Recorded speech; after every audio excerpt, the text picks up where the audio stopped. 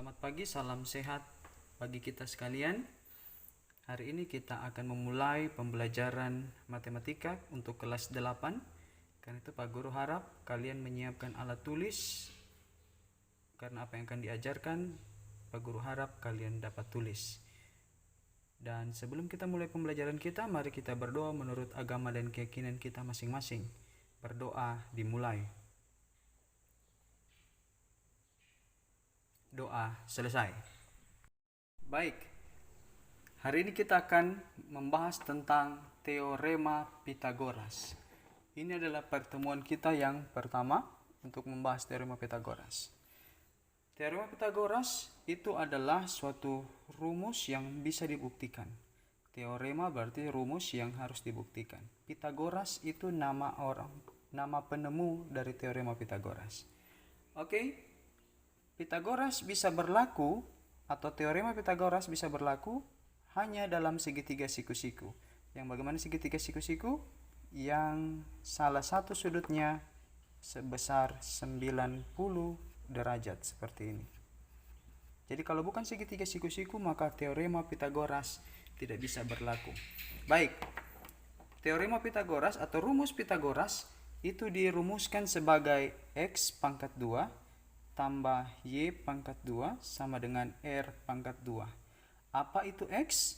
X adalah panjang sisi yang mendatar di pangkat 2. Apa itu y? Y adalah panjang sisi segitiga yang tegak. Y di pangkat 2 akan sama dengan sisi miring. Apa itu sisi miring? R. R adalah sisi miring. Jadi rumus Pythagoras dirumuskan seperti ini. Lebih memahami teorema Pythagoras, maka perhatikan contoh berikut. Apakah suatu segitiga yang panjang sisinya 9 cm, 12 cm, dan 18 cm merupakan segitiga siku-siku?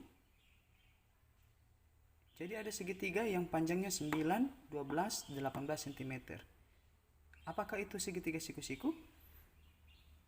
Untuk membuktikannya, kita gambar dulu sebuah segitiga yang siku-siku. Oke, anggap saja dulu siku-siku ya. Oke, karena panjang sisinya 9, 12, 18, yang harus kalian ingat adalah sisi miring selalu lebih panjang dari sisi siku-siku. Oke, jadi kita lihat yang paling besar sisinya adalah 18 cm. Berarti 18 cm itu pastilah sisi miring. Dan 9 sisa 12, sisa 9 dan angka 12. Ya, terserah kita taruh di sini kah atau di sini kah. Tertukar pun tidak apa-apa. Oke. Kita akan buktikan betulkah ini adalah segitiga siku-siku. Jadi kita tulis dulu persamaan teorema Pythagoras. Apa persamaan teorema Pythagoras? X pangkat 2 ditambah y pangkat 2 sama dengan r pangkat 2. Apa itu x?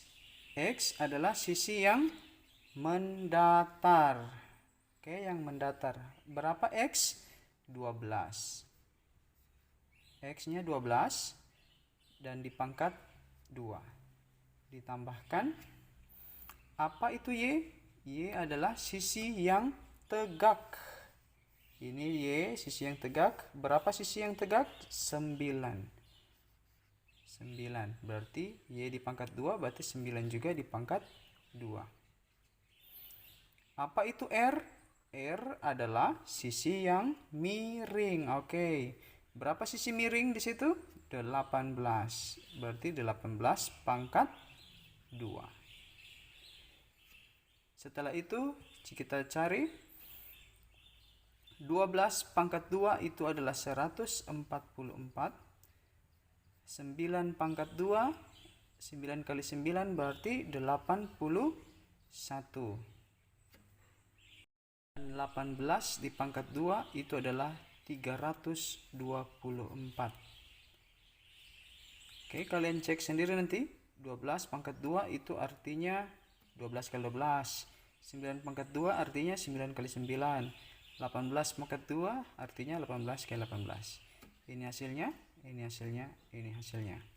Selanjutnya kita jumlahkan 144 tambah 81.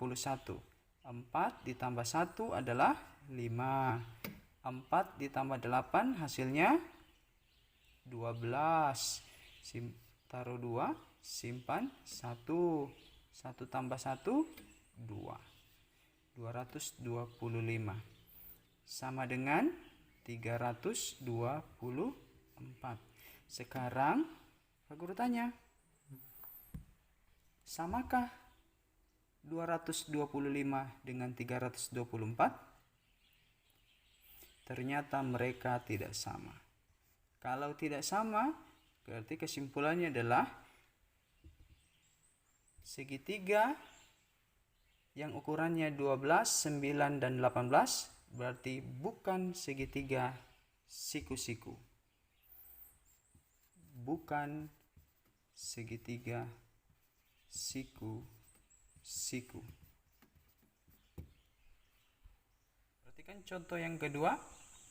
Jika panjang sisi suatu segitiga siku-siku adalah X, 15, dan X tambah 5, tentukanlah nilai X. Baik, kita akan menyelesaikan soal ini. Perhatikan, kita gambar dulu segitiga siku-siku. Ingat, sisi miring itu selalu lebih panjang daripada sisi siku-siku. Oke, tapi sekarang masalahnya kita tidak tahu mana yang panjang. X kah? 15 kah? X tambah 5 kah? Jadi, kalau kalian mendapatkan soal seperti ini, perhatikan sisi yang terakhir. Sisi 1, sisi 2, sisi 3. Sisi 3 itulah yang biasanya selalu menjadi sisi miring. Oke, jadi kita tulis X tambah 5 adalah sisi yang ketiga disebut. Jadi kita tulis di sini X tambah 5. X dan 15 gimana? Ya sembarang saja. Mungkin di sini X, 15-nya di sini. Setelah gambar sudah jadi, maka kita tulis teorema Pitagoras. X pangkat 2 ditambah Y pangkat 2 sama dengan R pangkat 2. Apa itu X? X adalah sisi yang mendatar. Berapa dia? X juga. Oh, berarti X juga.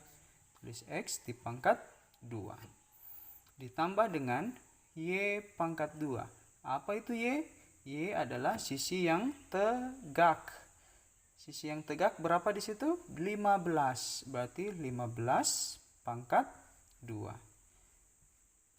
R, apa itu R? R adalah sisi miring. Berapa sisi miring tertulis di situ? X tambah 5. Berarti X tambah 5.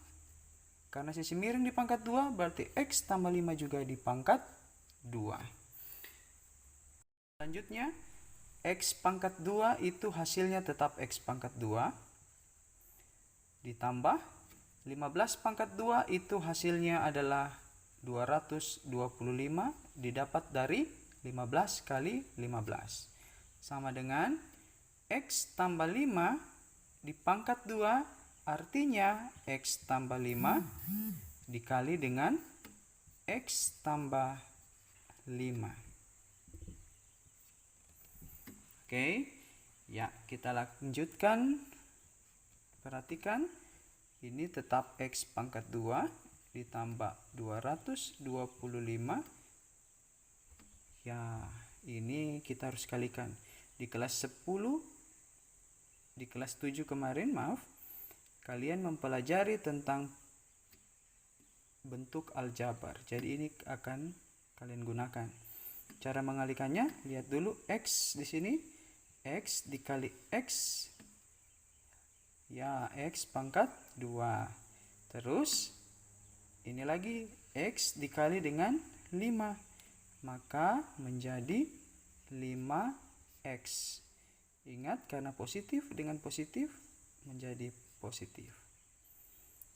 X sudah dikalikan, kita pindah ke 5. 5 dikali X menjadi juga 5x. Ingat, ini positif, berarti hasilnya pasti positif. 5 dikali 5 adalah 25. Positif atau negatif? Ya, positif. Karena positif 5 dikali positif 5, hasilnya positif 25. Langsung, bisakah X pangkat 2 tambah 225? Tidak bisa. Kalau tidak bisa, kita tulis ulang. 225 sama dengan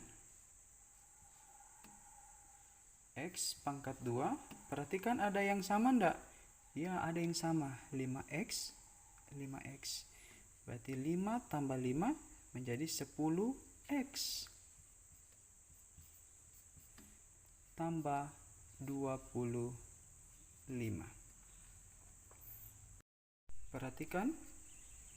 Sama dengan adalah bagian tengah, sebelah kiri, dan sebelah kanan. Di sebelah kiri ada X pangkat 2. Di sebelah kanan ada X pangkat 2. Kalau sama-sama punya X pangkat 2, maka kita coret saja keduanya. X pangkat 2 menjadi hilang. Tersisa 225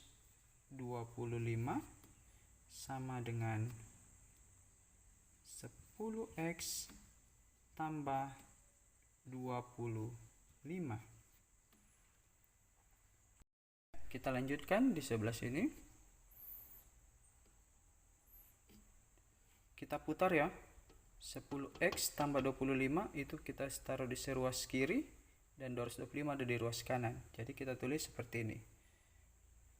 10x ditambah 25 sama dengan 225. Oke, sekarang kita perhatikan di sini. Kita hanya putar ya. Ini sebelah kiri, ini sebelah kanan. Oke, ini 25. Kita mau mencari X, maka yang mengganggu adalah 25. Supaya 25 hilang, kita kurangi dengan 25. Karena di sebelah kiri dikurangi 25, maka supaya adil, sebelah kanan juga dikurangi 25. Oke. Sehingga persamaannya menjadi 10x tambah 0. Karena 25 kurang 25. Habis. Oke. Ini habis. Sekarang 225 dikurang 25. Berapa? 200. Bagus. Oke, sekarang kita akan mencari apa? Nilai X. Yang ditanyakan di soal adalah nilai X. Kita mau cari nilai X, tetapi ada yang mengganggu, yaitu 10. Apakah dengan pengurangan bisa? Tidak bisa, karena 10x itu dikali. Kalau kita kurang, tidak akan hilang 10-nya. Jadi caranya, kita bagi dengan 10. Supaya hilang 10-nya. 10 dibagi 10 menjadi 1. Ya, 1. Kalau 10 dengan 10 hilang, berarti yang tersisa adalah X. Sama dengan, ya, ini kita bagi dengan 10 juga. Supaya adil dengan yang kiri.